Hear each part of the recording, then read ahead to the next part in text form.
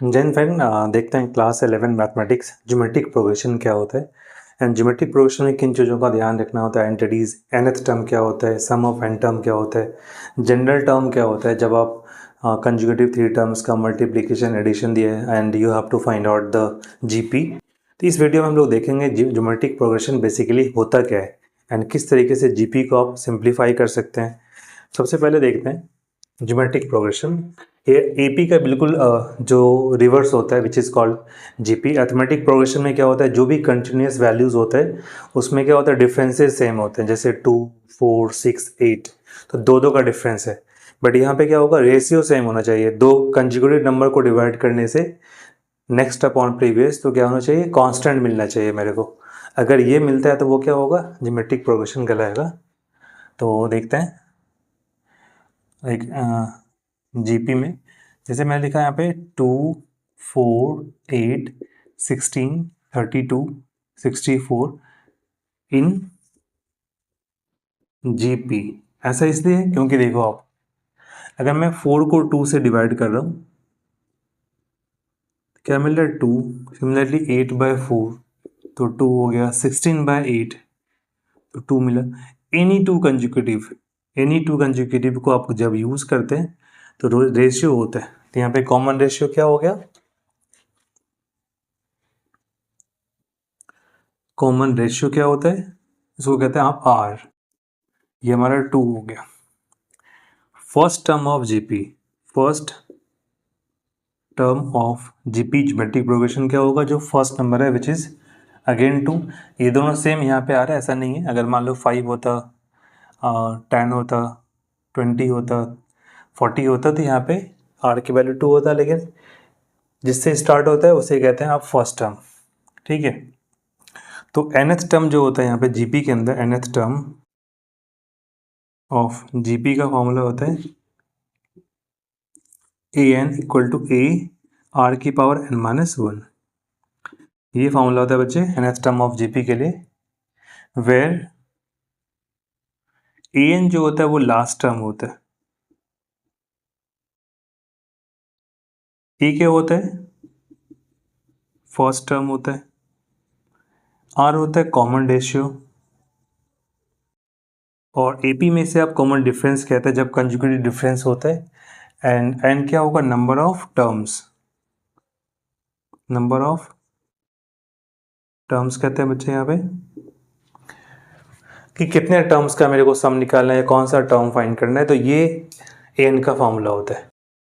Similarly अगर S N find करना है बच्चे यहाँ पे, तो ये होता है ए आर की पावर n-1 अपॉन r-1, जब r क्या होगा, ग्रेटर देन 1 होता है।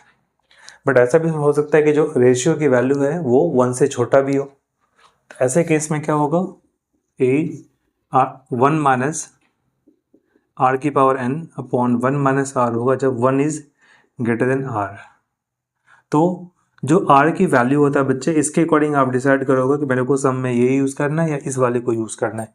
क्योंकि जब आप R, first of all you have to find out the value of common ratio which is called R, and then you have to decide ki which one is used. If r is greater than 1 then you have to apply this one, if r is less than 1 you have to apply this one. But think about it ki first of all you have to find out the r and check whether the given series in gp or not. तो अगर ratio हमारा constant होगा तो कर सकते हैं। अगर मान लो इसी वाले क्वेश्चन में मेरे को 20th टर्म फाइंड करना है, 20 टर्म का सम फाइंड करना है, देखते हैं।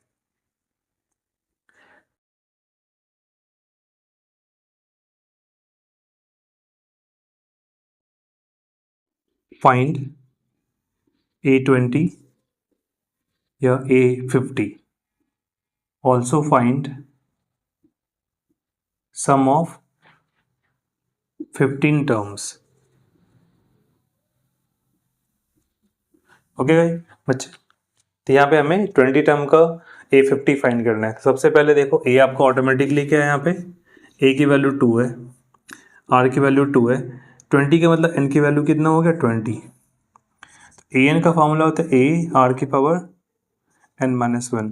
a 20 का मतलब क्या हो गया, a r की पावर 20-1। सो a 20 कितना हो गया, a r की पावर 19।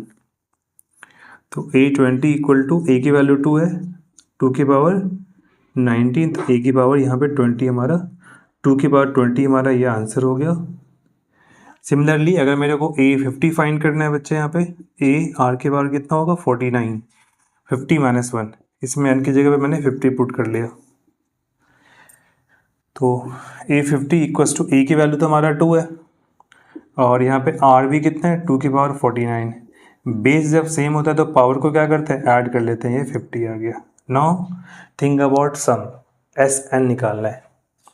आर क्या है ग्रेटर देन 1 है क्योंकि आर की वैल्यू क्या है बच्चे 2 है, आर यहाँ पे 2 है तो फर्स्ट फॉर्म लगेगा एस एन इक्वल टू लिखोगे ए आर की पावर एन माइनस 1, ये ध्यान रखना है 1 अलग होता है, are minus 1। S15 equal to 2 की पावर 15 माइनस 1 अपॉन 2 माइनस 1, ये कितना हो गया 2 माइनस 1, तो 2 की पावर 15 माइनस 1, ये आप इतना भी आंसर लिख सकते हैं बच्चे S15 की वैल्यू, अदरवाइज आप लिख सकते हैं 2 की पावर 16 माइनस 2। इस तरह से आप कर सकते हैं मल्टीप्लाई एंड सॉल्व आउट कर सकते हैं। इंपॉर्टेंट पार्ट क्या होता है यहाँ पे जीपी में, आपको रेशियो का देखना इंपॉर्टेंट है कि रेशियो कांस्टेंट है या नहीं है। If ratio is constant then we can say it is in GP. Third point ये क्या इंपॉर्टेंट है, अगर जनरल टर्म की बात करता हूं मैं, जनरल टर्म ऑफ जीपी, तो आप लिखेंगे a upon r, first a r square a r q, इस तरह चलता जाएगा। नॉर्मल में आप यहाँ से लिखते हैं, अगर मान लो 3 टर्म्स का सम दिया हुआ है इन तीनों को आप ऐड करोगे एंड 3 टर्म्स का अगर मेरे को प्रोडक्ट दिया हुआ है इन तीनों को मल्टीप्लाई करोगे तो आर आर कैंसिल होगा, ए ऑटोमेटिकली मिलेगा। वैसे क्वेश्चन में जहाँ पे 3 टर्म्स का सम एंड प्रोडक्ट दिया हुआ है एंड फाइंड आउट कह रहा है कि जीपी फाइंड करना है, ऐसे केस में आप इन तीनों का यूज़ करना और नॉर्मल तरीके से आप यहाँ से यूज़ करेंगे। अल्टीमेटली देखो a divide by a upon r तो आर मिलेगा, a r upon a r मिलेगा, a r square upon a r r मिलेगा, तो रेशियो हमारा आर ही होगा। बट ऐसे क्वेश्चन में जहाँ पे जीपी का 3 टर्म्स का सम एंड प्रोडक्ट दिया है तो आप इसे अप्लाई कर सकते हो। आई होप गाइज कि बेसिक टर्म्स आपको क्लियर है एंड अपकमिंग वीडियोस में जीपी के सॉल्यूशन देखोगे आप किस तरह से सिंप्लीफाई कर सकते हैं, सॉल्व कर सकते हैं। Thank you so much guys for watching and please like, share and subscribe. Also share with your friend so that they can learn mathematics from here, and the channel is basically designed to learn mathematics for all classes 8 to 12. I hope ये video समझ में आया। Comment करके बताएं कि video कैसा लगा है, कैसे वीडियोस को आप चाहते हैं चैनल पे हो। Thank you so much, have a good day, जय हिंद, जय भारत, थैंक यू।